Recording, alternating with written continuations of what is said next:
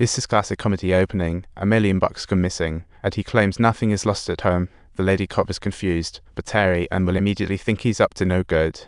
He acts all emotional and sad in front of everyone, but turns around to write the report like he's a different guy. Will naturally tells the chief that the late How Tai might have met his end at the hands of his own husband. Without solid proof, the chief can't just jump to conclusions. That night, Terry brings Will to a shipping container. Subtitles. The two of them temporarily put the money inside, and since no one came out, they felt completely at ease. They agree that until everything is sorted, no one can come to grab the cash, and definitely no telling a soul. Will talks a good game, but when he gets home, he spills the whole story to his wife. The only twist is he claims that it was Terry who accidentally killed How Tai. Pregnant wife hears this and immediately switches to suspicion mode. In her mind, Terry's already marked as dangerous. Meanwhile, the sheriff is approached by the driver he ticketed earlier that morning. Normally, 1% over the limit wouldn't even get a ticket. Since they are all acquainted, the woman asks the sheriff to help her get out of the ticket. The sheriff immediately agrees but finds the time on the ticket a bit strange.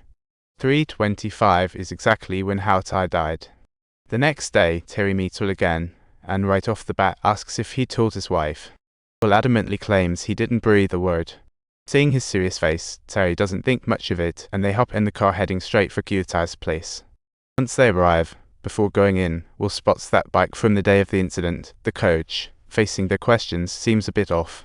He claims he left at 12:30 p.m. and definitely didn't ride any bike. But the truth is, he was working out on the second floor. The noise from downstairs was so loud he thought guests had arrived. Little did he know, a glance down nearly scared him to death on one side, cops at the scene, on the other, a lifeless How Tai. To avoid suspicion, the coach sneaks out through the window. Faced with the questions, he wouldn't dare speak the truth. He understands the kill to keep quiet principle. So during this routine inquiry, Terry and the others don't spot any obvious flaws, leading them to wrap up the conversation. Right now, the coach doesn't seem like much of a threat, but there are plenty of other unstable factors lurking around. On the day of the incident, when How Tai's husband came home to find the body on the floor, he felt nothing, not even a slight sense of satisfaction.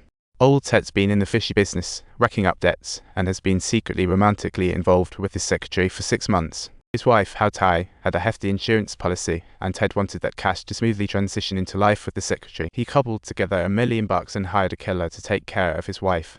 Now she's dead, the cash has vanished, and Ted thinks this hitman is just so good at what he does.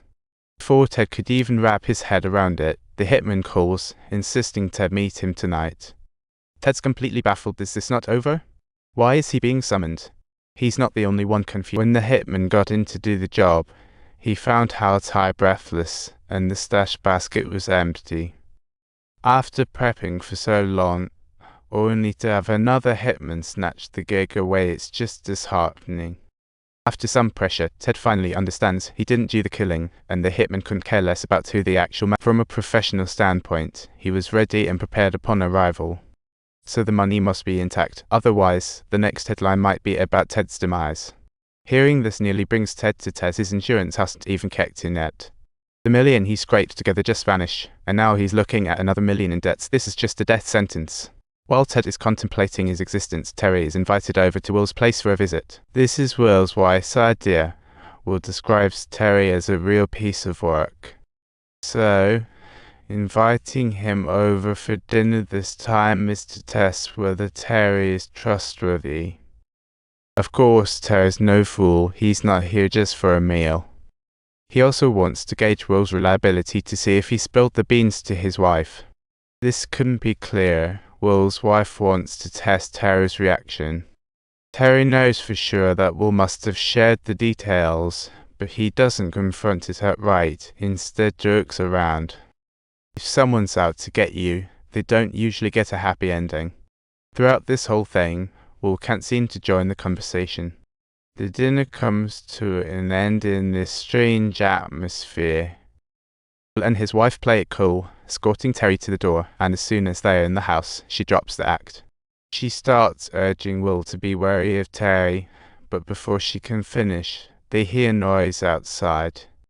Rushing outside, The sight of Tara's face instantly tells them what's happening. Both Will and his wife know exactly what he's up to. That night, neither Will nor his wife can sleep or wink. The wife seizes the moment to ask Will for the stash box code, claiming it's for their safety in case of an emergency. Ensuring security for her and the unborn baby, this is indeed a reason Will cannot refuse. The next day, they meet at the station, and Terry thinks hitting his dog is enough to rein Will and his wife in.